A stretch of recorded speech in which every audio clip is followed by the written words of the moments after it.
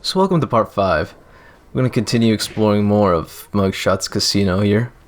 In particular, we're going to visit, well, the Boneyard Casino, which is what Muggshot's casino is called. It's a very special place if you ever seen it, but it's not too different from what you might expect from the rest of the levels so far. In the first part, it's locked. This door's locked because of the power. Of course, turning it off somehow. Nice job getting in, but look out for those guards. Muggshot's got those machine gun toting dogs hunting like a pack. Okay, before I say anything else, here's the one time I actually used the mine. Amazing. That's probably as practical as you can get with this mine. Yeah, you can already tell that's not very useful. Oh, don't rely too much on your cover here. I think that dog in particular could see you even on the top, so be careful. But yeah, apparently Muggshot has a door that's locked that can be opened very easily because the door switch that turns off the power is the same room. I don't get it. But yeah, it's much of the same as before. Just bunch of gambling here. At least there would be if there's actual people here he didn't scare off. But it seems he hasn't had trouble in setting things up already. Oh yeah, and here he is. This big sign. Muggshot's Boneyard. Yeah, nothing like showing yourself off, huh? Well, that says a lot. He doesn't have very big legs. Oh yeah, in particular, certain slot machines cannot be broken like the other one there. But it's not that hard to tell the difference between the two. And a weird fire hydrant. Bit of more lights. And this interesting particular thing. These guards are special for one reason. They'll always turn around for whatever reason. Yeah, they're just the only ones that ever do this. You just get close to somebody, they get suspicious of something going on behind them. And they stop. Yeah, I don't know. And apparently Hokyo originated from Muggshot's Boneyard. So Carmelita was drinking some criminals' liquor, I guess. Huh. And weirdly enough, you can only break one of them at a time. You know, despite the fact that I'm swiping at all of them. But yeah, doesn't matter apparently. And as you can see here, this casino's flooded. Why? That's a very good question. Anyway, these signs here apparently have some physics to them. How nice. And that did not pay off too well. Yeah, be a little more precise than I am using that dive move. I mean, it works, but you gotta try hard sometimes, I guess. Oh, and this spinning thing, well, doesn't do anything. That's it. It's just there for decoration. It has slots, but they don't earn you anything. So don't even try. Otherwise, I guess he's got a self-gambling fortress already set up here. Yeah, there's not much else to say about this. So, in particular, there's one nice little thing you can do here. And I'm not talking about tripping the alarm. You can do this. Muggshot has very expensive legs. Don't you forget it. But that's... at least we're about to get some more interesting stuff. For now the water actually, plays some sort of role in it being an obstacle here. Because if it wasn't obvious enough, you're now on tables, all sorts of stuff suspended and water. And these are pretty huge. Like, I wonder how you'd have actually played in them, but And now the water's electrified. Yeah, this is something pretty major to, not talk about, but the game doesn't ever explain it. All we know is that Muggshot scared off people, and now he's got a flooded casino. Yep. But if there's one nice thing about this level I can at least mention, is that the safe's at least not something you need to backtrack for. Yeah, I guess technically you do, but not in a major sense. Oh, and now the gambling is taking a turn for the worse. I don't know what these here are for, but apparently Muggshot suspected somebody would jump on the tables. And on specific ones at that. These are fancy machines that have lasers. It's dice blocks on them. Sheesh. Anyway, yeah. Don't be scared if you just see those two. Make sure you get all these three. Man, I'm getting swift with deciphering these codes. Dial 338.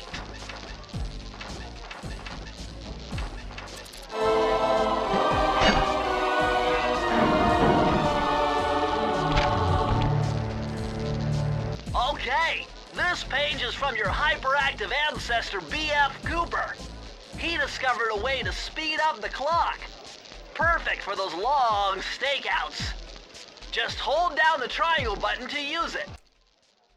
Oh, we already got an opposite to the air slowness thing. Only this time, when you go fast, well, you don't have to worry about being in the air. It is just generally fast. Although it might be hard to tell. Sly, this giant roulette wheel is spinning too fast to jump counterclockwise around it. You'll have to jump in the other direction to try to land on the green section. Yeah, this is pretty simple. Just don't do what I did and jump in the red lasers. Oh, and I found a use for the time slow ability for once. Once. I don't know if I'm ever going to use it again, but I used it. Be proud, because that's a use, I guess. Now back in the hub world, we can finally make our way to the next part. Yeah, the other inside of the casino thing.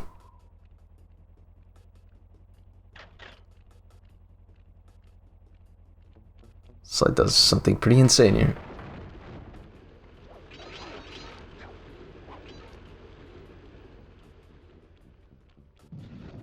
And we're inside now. Yep. The other boneyard, I guess. I have no idea what it... There's two different parts, but there is. Would you look at that ugly mug? I am, and I find it infinitely fascinating. Huh? My X-ray detection devices reveal that a secret elevator to Muggshot's penthouse is contained within that giant head. So how do we get in? Behind this locked wall, there's a lever that summons the elevator. But you need all 7 keys to open it up. I'm on it. So, yep. More levels. 3 specifically. It's an improvement for Raleigh's too, but... So yeah, I guess things are a little more evened out in a different kind of sense, but... So, yep. The first level we're going to, Back Alley Heist. And it has a really sweet track. Yeah, that's a weird optical illusion there. But then again, so is the rest of the level if you ever get a good view of it. So yeah, this is one of the first where you could say it's actually 2D. I don't think there's very much 2D actual... Yeah, any actual 2D stuff in this game. It's mostly just 3D. So it's a special one. Although at times it may feel more like 2.5D or some pseudo type of 2D that you fit 3D space into. Yeah. Otherwise, yeah, this level is just 2D. Although this level is another one of those miss a clue bottle and it can be permanently gone. So you better be careful when you do this. Because if you miss those bottles, you're going to have to use one of those lives to get another shot. And if you remember the back of the box art, at least for the American version of this game, this level in particular is showcased on it. Specifically, something featuring these bulldog statues that apparently you can break. And apparently we're behind some sort of sign there. Too bad I can't read that, so... Oh yeah, and that's a demonstration of the flashlight guards and why you should probably sneak up... actually sneak up behind them. Because if it isn't clear enough, I don't bother ever trying to, tiptoe my way around things. And those flashlight guards in particular are really sensitive to noise, so... Yeah, don't ever expect to get anything done, trying to sneak, trying to run behind them. Sneaking behind them is probably also the same issue since they go pretty fast sometimes, especially these dogs. They walk pretty fast, so don't expect to actually, catch up to them walking. And this is a special part. You can have Sly take cover behind these things and he won't get seen. Yep, he just does all this.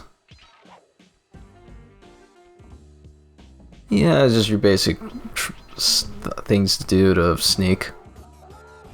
And I have no idea what that is on the wall. It looks like Sly, but it also looks like some random dog. Also, don't do what I did here and try to get all the clue bottles by air jumping or attacking. Those tires are there for a reason. You might want to use them if you want to, get those clue bottles. A lot more precise. And here's another annoying part. Here's where you could also miss out on clue bottles if you don't do it correctly. So be careful. Otherwise, you'll have to take a nice little dip in whatever's below to really get another chance. Provided you didn't go across another checkpoint if there is one. And this is the only part that I could think of that's actually 3D is in this final part here. Still goes from a 2D-like camera, but otherwise, yeah. And this game's also, at least the level's nice enough that it's not placing the safe way too far out from the last few clue bottles, so yeah, I guess that's the cost of making things really hard. You place it at a good position. Press the circle to enter the vault code. I could have broken this code in my sleep. The combination is 565.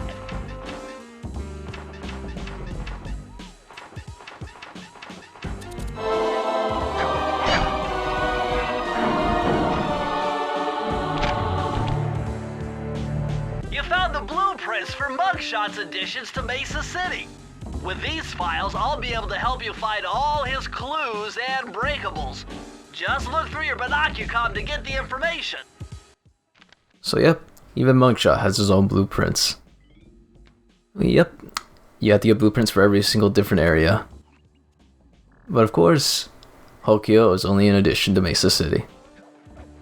Anyway, that's it for this optical illusion of a level. Yep, everything looks weird. Yeah. Still doesn't give me an idea of what the sign there is, but hey. Just get across these dots and you can get your treasure key. And that's sort of it for part 5. See you for part 6 where we'll cover more levels here in this final section of the hub world. notyourusualZero signing off.